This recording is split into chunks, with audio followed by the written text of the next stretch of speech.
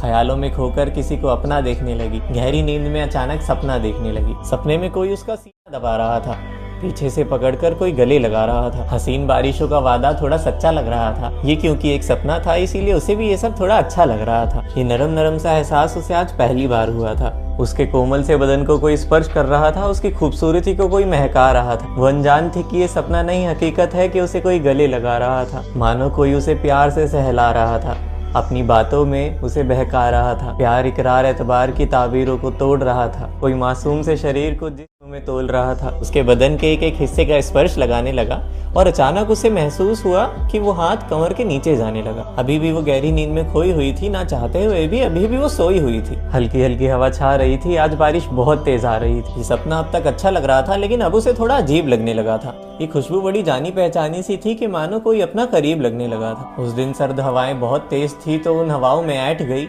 अचानक उसकी आंख खुली और आंख खुली तो उठकर बैठ गई। नजर झुकाई तो देखा उसके कपड़े नीचे हुए पड़े थे। नजर उठाई तो देखा वहां दोनों भाई खड़े हुए थे। तकदीरों के दामन बिगड़ने जा रहे थे, पर वो दोनों भाई अभी भी कुछ समझ नहीं पा रहे थे। शर्माई वो, उसे लज्जा आई। जल्दी से उसने चुन्नी उठाई और अपने सीने पे लगाई। ये सब क्या हो रहा था बता ही नहीं रहे थे।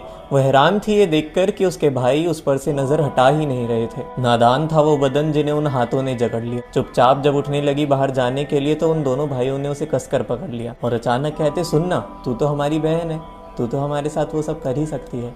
कोई बात नहीं, हम किसी को नहीं बताएंगे। वो घबराई, डर गई और उसने चिल्लाकर बोला कि मैं मम्मी को बता दूंगी। और तू यहाँ क्या कर रहा है? जल्दी से घर जा वरना बुआ को बता दूंगी। ये मासूमियत के दामन पहेलियों में फंसने लगे। दोनों ने एक दूसरे को देखा और दोनों हंसने लगे। एक ने उसका बदन पकड़ा, एक ने उसके कपड़े हटाए। इतनी सी उम्र में ऐसा काम करते हुए वो बिल्कुल ना घबराए। एक ने उसके मुंह पे हाथ रखा, एक ने उसका सीना दबाया। एक एक करके दोनों ने उसके जिस्म को अपने गले लगाया। वो रोती रही मगर उसके आंसुओं को नजरअंदाज करते रहे। भुलाकर वो रिश्ता अपनी सगी बहन के साथ ये सब वो करते रहे। ये बेड़ियां कैसी थी जो अपनों ने फरेब बनकर लगाई। इतना कम था कि उन दोनों ने उसकी वीडियो तक बनाई। कहते अगर मम्मी या पापा को बताया तो तेरी ये वीडियो हम सोशल मीडिया पे डाल देंगे। मम्मी को सबसे ज्यादा क्या पसंद है? तेरा कैरेक्टर उछाल देंगे। जब लम्हा थम गया, आंसू बहने रुक गए। आखिर उस जगह पर उसका भाई था, इसीलिए किसी को कुछ नहीं बोला। एक दिन जब उसके पीरियड्स चल रहे थे तो उसने अपने दोनों भाइयों को मना किया कि नहीं, आज मैं ये सब नहीं कर सकती।